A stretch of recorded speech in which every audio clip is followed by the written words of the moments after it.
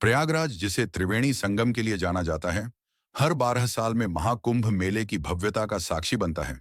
गंगा, यमुना और अदृश्य सरस्वती के संगम पर होने वाला यह मेला न केवल भारत की आस्था का प्रतीक है, बल्कि विश्व भर के लोगों को अपनी ओर आकर्षित करता है।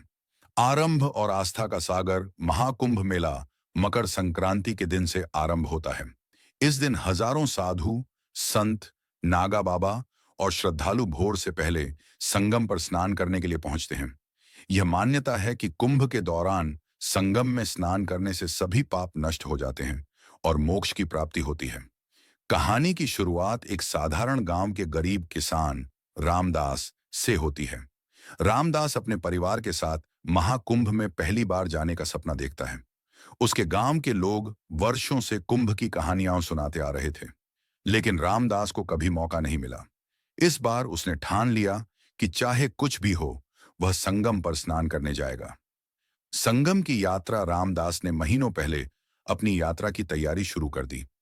उसने अपने खेत से कुछ अनाज बचाया, अपनी पत्नी के लिए एक साधारण साड़ी खरीदी और अपने बच्चों को कुंभ के महत्व की कहानियां सुनाई। जैसे जैसे कुंभ का समय नजदीक आया, रामदास का उत्साह बढ़ता गया। अंततः वह दिन आ गया। रामदास अपने परिवार के साथ पैदल चलकर प्रयागराज पहुंचा। वहां पहुंचते ही उसने जो दृश्य देखा, वह उसकी कल्पना से परे था। चारों ओर साधु संतों के शिविर, मंत्रोच्चारण, अखाड़ों की परंपरागत परेड और संगम तट पर श्रद्धालुओं का सैलाब देखकर रामदास की आंखें चमक उठीं। आध्यात्मिक अनुभव। रामदास और उसका परिवार सूर्योदय से पहले संगम पहुंचे। वहां गंगा और यमुना के पानी में हाथ जोड़कर उसने प्रार्थना की।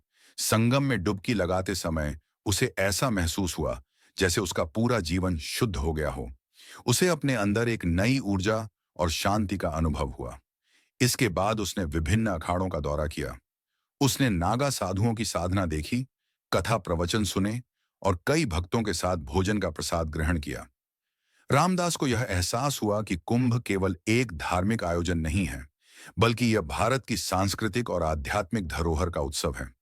जीवन का नया अर्थ महाकुंभ से लौटने के बाद रामदास का जीवन पूरी तरह बदल गया। वह अधिक शांत और सहनशील बन गया।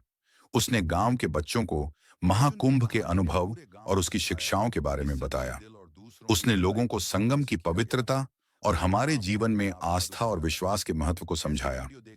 समाप्ति। महाकुंभ मेला न केवल एक धार्मिक आयोजन है, बल्कि यह भारत की विविधता, संस्कृति और आस्था का संगम है। रामदास की यह कहानी हमें याद दिलाती है कि कभी-कभी एक यात्रा हमारे जीवन को नई दिशा दे सकती है। प्रयागराज का कुंभ मेला न केवल एक मेला है, बल्कि यह आत्मा की यात्रा का एक पड़ाव है। जहां आस्था का महासागर बहता है, वहां कुंभ का संगम होता है।